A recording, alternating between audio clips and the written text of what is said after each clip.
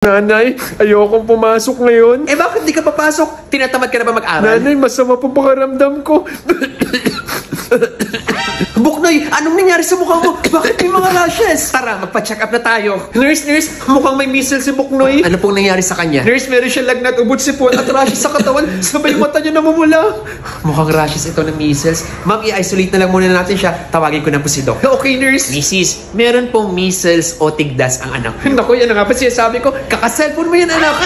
Dok, nakakawa po ba yung measles? Opo, Mrs., nakakahawa ito sa pamagitan ng pag-ubo, pagbahing, paglanghap ng hangin na kontaminado ng measles virus, at kung makahawak tayo ng mga bagay na kontaminado ng virus at ating maipahid sa ating bibig, sa ilong, at sa mga mata. Eh, kailan naman po, Dok, pwedeng makahawa si Buknoy ng iba? Maaari po siya makahawa ng iba 4 na araw bago lumabas ang rashes hanggang 4 na araw pagkatapos lumabas ng rashes. Paano po kaya, Dok, may iiwasan yung measles? Ang pagpapabakuna po ang mabisang paraan para maiwasan ang measles. Ano naman po, Dok, yung kailangan gawin kay Buknoy ngayon? Kailangan po niya magpahinga ng gusto, uminom ng maraming tubig, at magbibigay rin po ako ng gamot para makontrol ang kanyang lagnat. Buknoy, narinig mo ang sinabi ni Doc, kailangan mo magpahinga, huwag ka muna papasok ng school, at kailangan uminom ka ng maraming tubig. Yes, nanay, uminom po ako ng maraming water sa bahay. Tama yan, anak, dapat stay hydrated ka. Kaya kapag may tigdas, dapat lagi magpahinga at stay hydrated. Salamat!